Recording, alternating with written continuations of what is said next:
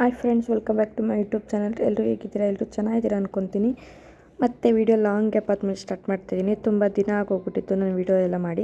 ಸ್ವಲ್ಪ ಬ್ಯುಸಿ ಇದ್ದೆ. ಇವಾಗ ಬ್ಯಾಗ್ ಶಾಪ್ ಇರೋದ್ರಿಂದ ಸ್ವಲ್ಪ ಸ್ಕೂಲೆಲ್ಲ ಸ್ಟಾರ್ಟ್ ಆಗಿರುತ್ತಲ್ಲ, ಹಾಗಾಗಿ ಸ್ವಲ್ಪ ವ್ಯಾಪಾರ ಇರುತ್ತೆ. ಹಾಗಾಗಿ ಅದೆಲ್ಲ ಮುಗಿಸ್ಕೊಂಡು ಮತ್ತೆ ವಿಡಿಯೋ ಕಂಟಿನ್ಯೂ ಮಾಡ್ತಾಯಿದ್ದೀನಿ.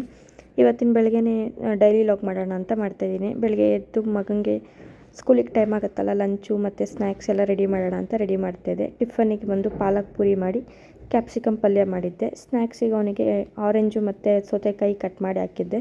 ಅದೆಲ್ಲ ಹಾಕಿ ಲಂಚ್ ಬಾಕ್ಸ್ ರೆಡಿ ಮಾಡಿ ಲಂಚ್ ಬ್ಯಾಗಿಗೆ ಹಾಕಿ ನ್ಯಾಪ್ಕಿನ್ ಎಲ್ಲ ಹಾಕಿ ಅವನು ಹೊಲ್ಟ. ಬಾಯ್ ಮಾಡಿ ನಾನು ಮನೆ ಕೆಲಸಗಳನ್ನೆಲ್ಲ ಸ್ಟಾರ್ಟ್ ಮಾಡಿಕೊಂಡೆ.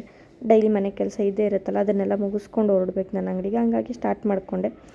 ಮಧ್ಯಾಹ್ನ ಸಾಂಬಾರು ಮಾಡಿಬಿಡೋಣ ಅಂದ್ಬಿಟ್ಟು ಸೊಪ್ಪೆಲ್ಲ ತಂದಿದ್ದೆ, ಬಿಡಿಸಿ ಅದನ್ನೆಲ್ಲ ಬೇಯಕ್ಕಿಟ್ಟು ಅದು ಆರೋಷ್ಟರಲ್ಲಿ ಈ ಕಡೆ ಸ್ವೀಟ್ ಏನಾದ್ರು ತಿನ್ನಬೇಕು ಅನಿಸ್ತು ಅಂದ್ಬಿಟ್ಟು ಕ್ಯಾರೆಟ್ ಹಲ್ವ ಮಾಡಿಕೊಂಡೆ. ಕ್ಯಾರೆಟ್ ಹಲ್ವನ ಸೈಡಿಗೆ ಇಟ್ಟು ಆರಲಿ ಅಂದ್ಬಿಟ್ಟು ಸೊಪ್ಪು ಬೇಯಕ್ಕಿಟ್ಟಿದ್ದೆಲ್ಲ ಆರಿತ್ತು. ಅದನ್ನೆಲ್ಲ ಒಗ್ಗರಣೆಗೆ ಹಾಕಿ ಬೇಯಕ್ಕಿಟ್ಬಿಟ್ಟು ನಾನು ಫ್ರೆಶ್ ಅಪ್ ಆಗಿ ಬರೋಣ ಅಂತ ಹೋದೆ.